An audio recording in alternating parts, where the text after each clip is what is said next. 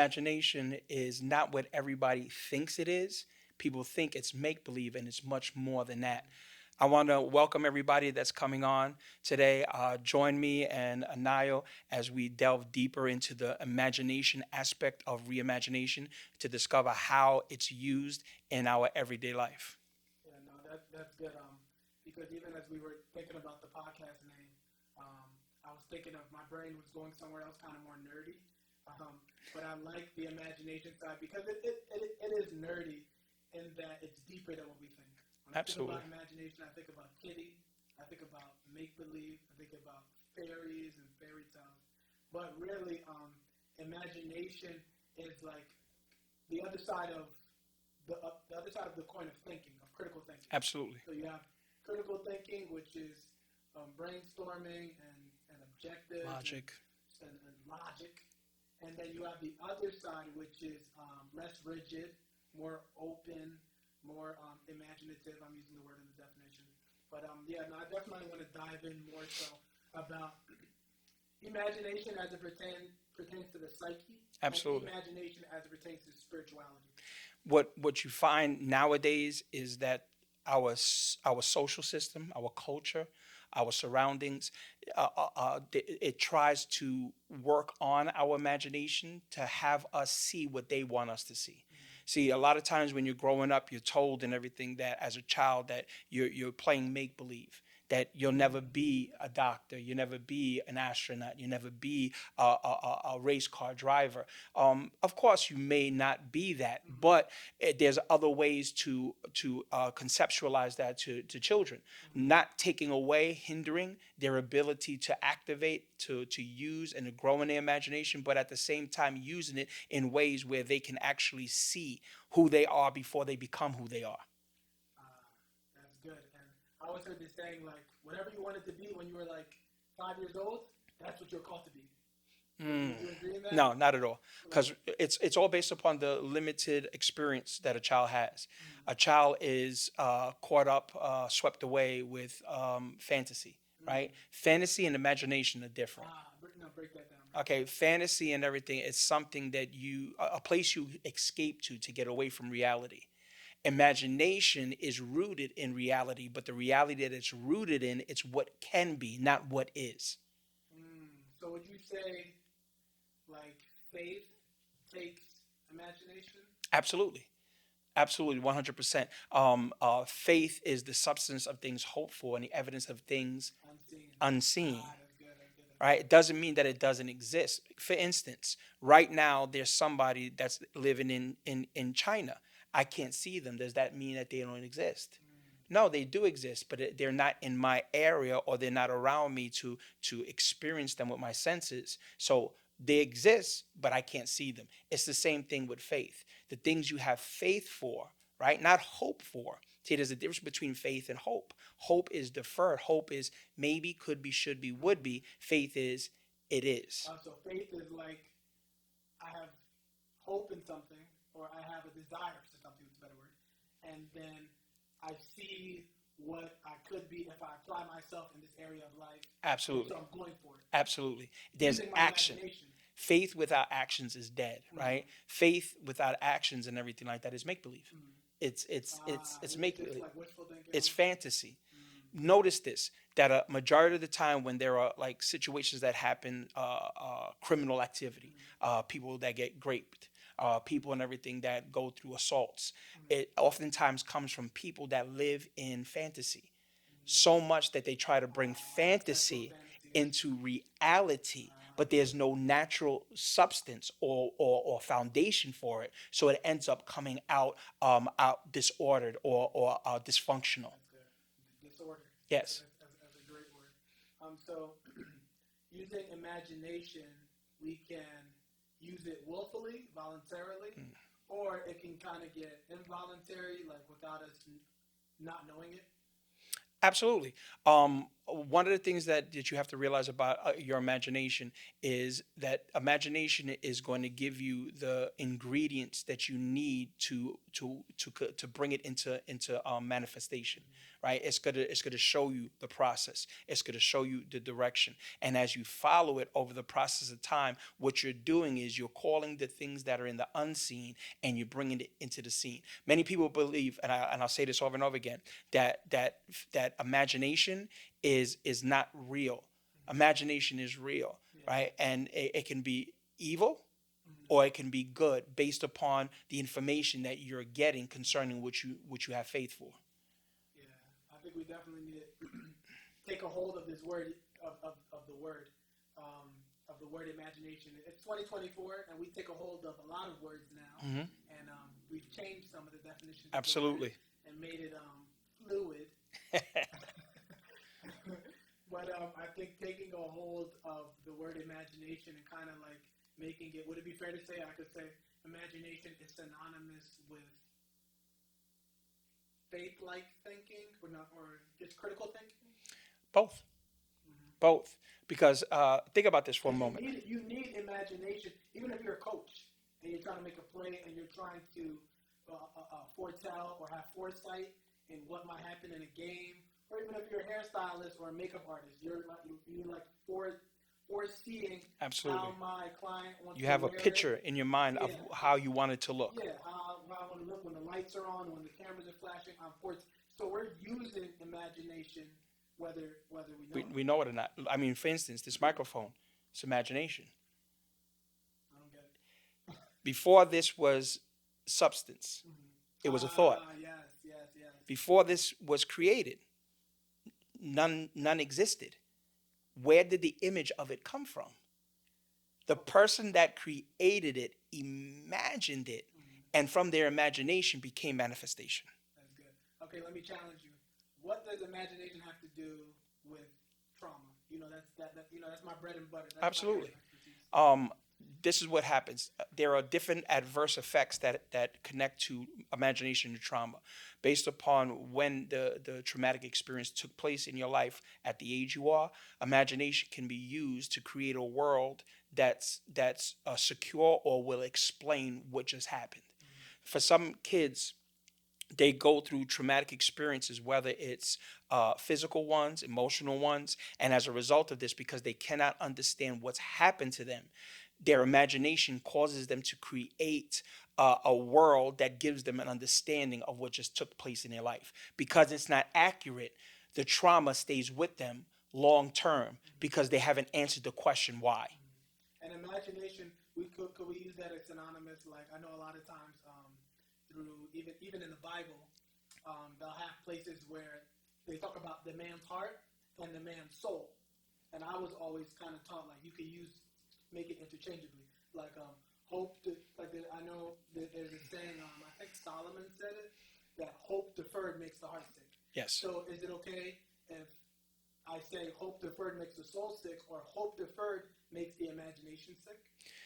Can I use all of them like interchangeable? Because you need your soul for the imagination, right? Yeah.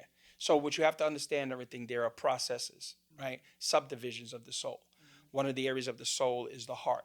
Another area of the soul is the mind, right? So there are different stages. Whenever one is affected, the beginning of trauma comes always to the heart first. It doesn't come to the mind. It comes to the heart And the first heart is one of the compartments of the soul. of the soul, Okay. right? So the heart feels, right? So whenever something's done to you, it happens to you emotionally first. Mm. Comes against your emotions, and based upon your age and your maturity, you're not able to comprehend what just took place to you emotionally. So your heart fills up with these emotions that you don't understand, and after a while it spills into your mind.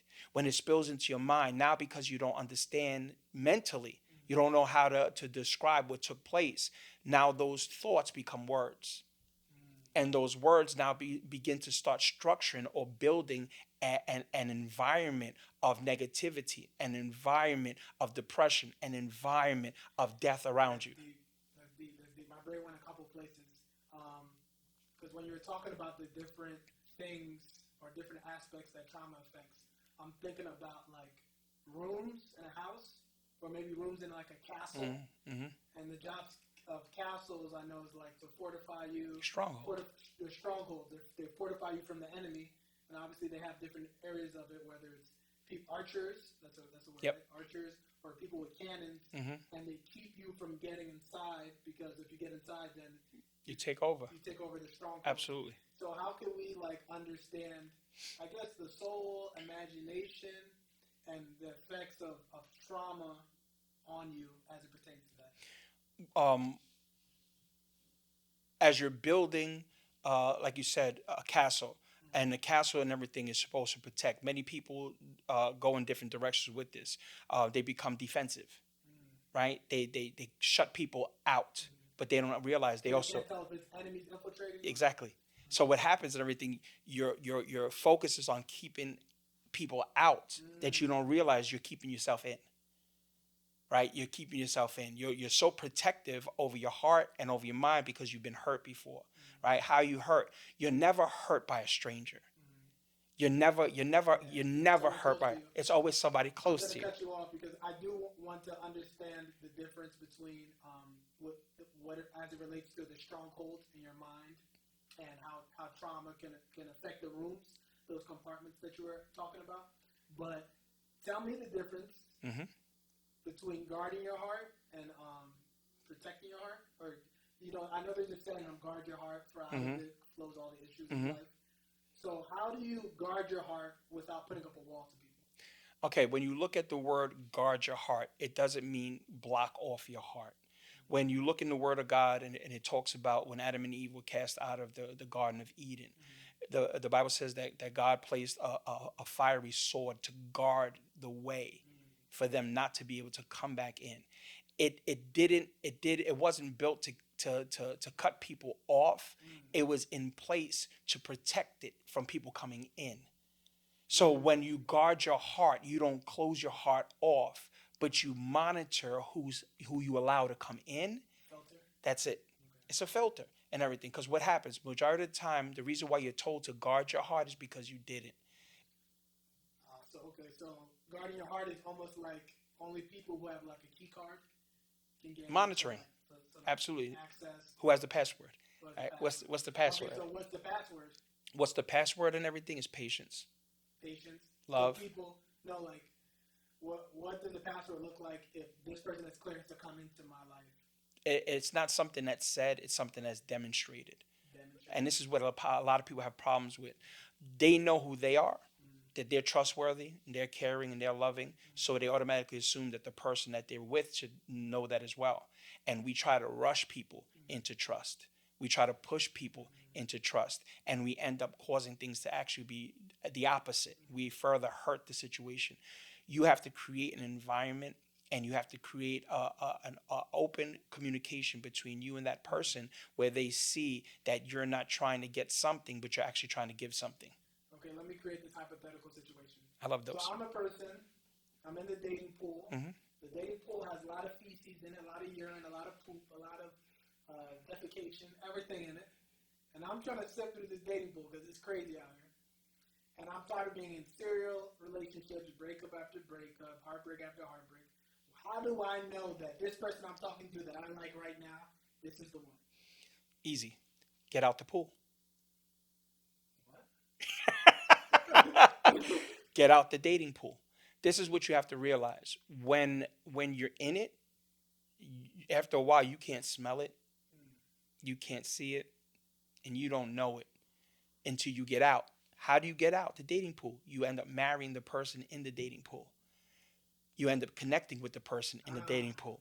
So that brings you out of the dating pool because you're no longer dating because now you found somebody in the dating pool. So are you assuming I should just marry the urine or the defecation? No, that's what people do. Yeah. So how do I This is how you do it. filter? You have to come out to distinguish what you were in. There has to be a season and everything where you have to separate yourself from the urine, from the garbage, right? A smoker smokes for years. Their lungs look brown, their young lungs look nasty. They stop smoking for a period of time. Their lungs eventually go back to normal. They're able to taste food, they're able to breathe better, they're able to sleep better, and their breath smells better, right? It doesn't change while you're in smoking. It changes when you come out of smoking. So when you come out of it, you're able to identify the things that are wrong with the people that are around you, so you can actually identify the things that are right. So I should stop dating in order to date. Absolutely. For a season and Sounds everything. like a what they call it, not an oxymoron, a paradox. A paradox. Absolutely. Because think about this. It's not going to change. If you stay in it, you're in it, right? Nobody's going to come in and clean the poop for So you. what does that look like? Like, give me a step play by play. Okay. Case in If you point. my wingman and you try to put me on, I'm trying to find me a nice. Okay, this is what You know what I'll share my testimony, Okay. right? I'll share my experience and everything. I can't share everybody else. I can only share mine. For the course of about 5 years, I was in multiple relationships, right? Women from around the world, different ethnicities, different type of women and everything. I've never been what do you call picky. Exactly. Nigerians, Mr. Jamaicans, Greeks, Bulgarians, Puerto Ricans, Italians, every single one and everything, right? And my heart and everything was always to love somebody, was always to take care of somebody, right? To always be there and everything, to support and but I kept finding myself surrounded with females that were more the man and I was more the woman. And I'm not saying that to get anybody offended, but I was the emotional one in the relationship while they were the snakes. They just wanted what they wanted. They wanted to get what they wanted, and they wanted to get out of town. I can relate to that. So I would fight In middle school. to help, fight to change things, right? Until one day I realized that I was jumping from poop to poop. So what's the secret? The secret is this: understanding and everything. Just because it's less poop than the last poop doesn't mean it's not poop. Or that it won't stink. Exactly. All right. So this is what we do and everything. We're in poop relationships. Gosh, man, this hurts. This hurts so much. And then we go to the next one. It hurts less, but it still hurts. So we think we found the one. Yes, I got the one. Why? They don't say this, but they still do that. They still do this. Settling. That's settling, right? Because now we're not looking for what we were looking for originally. We're just looking for something better than the last. So the next relationship's a little bit better than the last one, but it's still not the one. How do you find the one? Answer the question. This is how you find the one: when you stop looking for the one. Okay, you keep giving me these soccer Yeah. which I love it. I love it, but like I know the audience that will hear this wants to either give them self counsel or someone that they care about counseling. Do you know who the one is? Who? You are.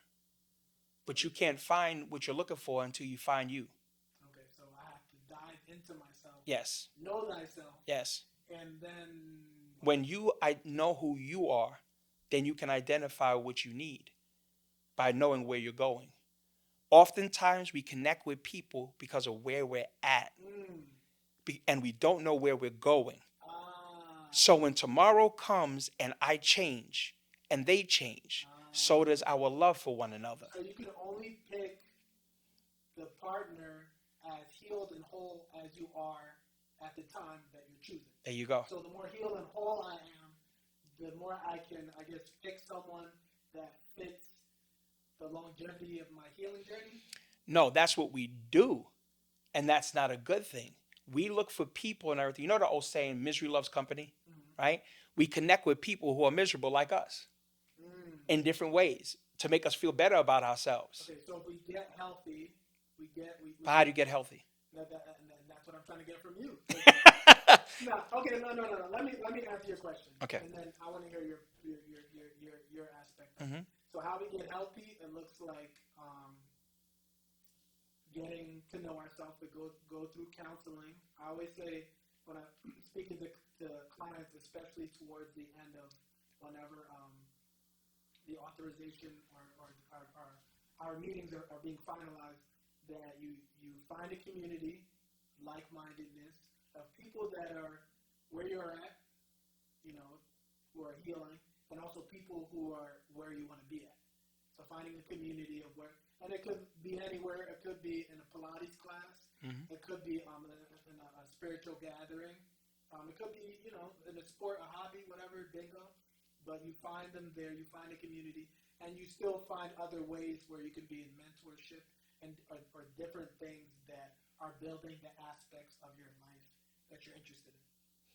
For me, the beginning of healing is actually the end of healing. You keep giving me these Socrates philosophical, Now philosophical. I'm going to explain. It's impossible. Okay, case in point, you go to college. Mm-hmm. You don't know what you want to do, but you got to pick something. You pick it. Halfway through the year and everything, you change your mind, switch your major. You go through the process of 4 years of college and you switch your major 8 times. When you come out, you have a degree in something that you don't even want to do. Mm-hmm. Why? It's because you're determining your future based upon your present, Mm-hmm. based upon your past, right? You pick based upon where you came from. You choose based upon where you're at, but you really don't heal until you know where you're going. When you can identify where you're going, Mm-hmm. then you start obtaining the things that are necessary to reflect or agree with where you're going. And that's where healing starts. When you don't know where you're going in life, you don't know where your destination is, you don't know how far the journey's going to go, then one, you can't pick the vehicle to get you there properly. Two, you can't pick the relationship that's going to take you there. Oh, why does a relationship have to take you there? Relationships are key vehicles to get you to your final destination. And that's the reason why so many people get divorced, because they pick people and everything based upon how they look, not whether they're capable of being with you for the long run. Okay, let me ask a harder one. Let me ask a harder question. What does guarding your heart look like? You know, because we're in the holiday season. Thanksgiving is Mm, kicking off our holiday season. mm. What does guarding your heart look like for family members you can't stand? Family members you know are going to show up at Thanksgiving. Family members you know you don't want to sit next to. Family members that are going to find your trigger word or trigger situation from childhood, from growing up.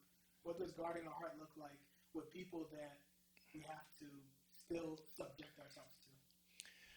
Family. What I've noticed, especially with me, years ago, I would be the same place. I would be like, ah, Lord, I don't like family gatherings because it's always going to bring that brother, that Mm-hmm. uncle, that aunt that reminds you of stuff that happened in the past, and you end up having arguments about stuff. Until I started realizing that it doesn't help running from it because it will never go away. You have to begin to start understanding why this is happening, why they continue to say what they say, do what they say, do what they do, and why is it always in the holiday season? Why is it always around the time and everything where families are supposed to come together that they actually push further apart? Mm. And the reason for that is one, America, the social system. I'm not even going to say the world. I'm going to say more so America. Mm. We're anti-family, right? We're anti-family. Individualistic. Absolutely. If we can get a table filled with everybody in the family, they have to be on a phone. Mm. They have to be on a tablet My. in order for them to actually get through a meal. And as soon as the phone or the tablet goes down and everything, they become that abrasive. They become that malicious. They become that disrespectful. Why? Because they have not learned how to be effective in social situations because they've been so conditioned by the system of the world or America. And I'm just thinking about. I know the first thing I think about when it relates to family members having to see each other is it triggers a lot of like PTSD. Triggers Absolutely. a lot of PTSD, and you're bracing yourself because you don't know if they're gonna trigger that thing or that situation. And it's a shame because the younger I was, the more exciting Thanksgiving was, and the more exciting Yeah. even Christmas was, Yeah. Yeah. Yeah. and my birthday. Yeah. And I don't even want to talk about birthdays, but and it's like the older you get, and I see it from older people, and it's just like certain older people like I hate the holidays, and I'm just like, how do you hate? I'm not saying I'm excited about holidays, and I think I'm happy about holidays because work, I don't have to work, and I still get paid. But it's like I don't know. It's like people act funny around holidays. What's crazy about it, this is the reason why. As a child, we use our imagination. As adults, we use our memory. What's the difference between imagination and memory? Imagination is based upon something that Where I can could be. be. Yeah. Memory is something that's where I was. Mm-hmm. And you can't remember what could be. You can't remember what will be. You can only remember what has happened.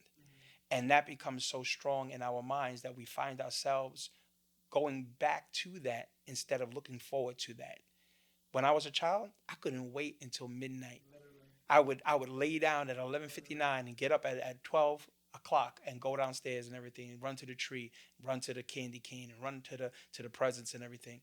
Now, as I'm older, people say, "Oh no, you're grown up now and everything, so it's not as important as it was. It's only a child thing and everything." No, what it is and everything over the process of time, we are conditioned as adults to use less of our imagination and more of our logic in how to live our lives. And that's deep. And I feel like society is almost committed to making sure we are, I guess you could say, deconditioned Mm-hmm. from using our imagination and falling into systems, falling into a 9 to 5, committing your life to making someone else rich, Mm-hmm. and even calling it the American dream. Mm-hmm. You know, and I'm about to insult people, but not intentionally. But I'm with commit 30 years, 40 years. Y'all are lazy, and then I'm gonna get my pension, Pension. and then I'm gonna do this, and which all of that stuff ain't the same as it was. But and it's not gonna take care of you the way it once did. But I'm gonna do this and I'm gonna do that, and I know my generation and even the generation afterwards, they're really breaking out of that mold. Mm-hmm. And a lot of it in good ways, Mm-hmm. and a lot of it in other ways that would if I brought it up, would mess up the community guidelines and get us violated and, and take us off the air. But yeah, no, I'm interested in that. I kind of want to do a shift and segue Okay. to something else. I know we've talked about it a lot, but it's an interest I have, and I think it may be controversial for a lot of specific audience. But something that I admire as it pertains to spirituality is something I admire as it pertains to spirituality is a lot of I'll put it this way: my generation of the talking about vibrations and chakras and elevating yourself to your higher self and reaching your fuller potential and all of that, and like New Agers, like I admire it because it's like they take a lot of principles that I've seen taught biblically and they use it, and it's like they seem more like at peace, more joyful, more calmer, and just like even more ambitious, and even sometimes more successful than Christians a lot of times. And then it's like Christians will shame them, but I feel like we're talking about the same thing. Like, what do you feel about that? What ultimately started one way for the kingdom, the church, believers has shifted as the years have gone on, where we started out as people that had positive thinking. Thinking positive, meaning the word, right? Not just thinking, oh, I'm a success, and oh, I'm a great this and that. No, thinking positively concerning the scriptures and the word of God and everything. That we've gotten to a place where we've fallen into systems ourselves, where we, yes, religious systems, where we see people using what belongs to the church, but using it in the world apart from, yeah. Because listen to, and this is the truth. The word of God says that the gifts and the calling of God are without repentance, meaning if God gave it, he can't take it back. He doesn't just give it to believers. He gives gifts to everybody. Everybody. And it's like a lot of times I see like the so-called non-believers or people who are agnostic and all of that are exercising spiritual laws, spiritual principles, and having better fruit than so-called believers. I wanna oppose this to you. And I agree with it, but I remember I was under someone in college, and I was under a spiritual leader in college, and he was against it. And I know you know the speaker, Dr. Miles Monroe. Absolutely. And he said that that God's spiritual principles and laws are so real and so profound that you can be a non-believer and have success in that area. Absolutely. And I remember the spiritual leader that I was under, Pastor Collins. Shout out to Pastor Collins. That I was frequenting his church, and he said that that was not accurate. That was essentially like heresy or blasphemy. God is a God of principle. You apply the principle, it's gonna work. That's good. All right, we could do. We'll just cut it right there. We want to thank y'all for coming out to, not coming out, but just Joining us. For Reimagination podcast. Just expect more of this conversation. We're going to pick up kind of where we left off because I feel like that was juicy. Absolutely. I am genuinely interested in spirituality and mental health and how believers and all and non-believers can capitalize on spiritual principles so that we live a more fruitful life, not only in the natural or in the spiritual, but in soul and in body. Absolutely.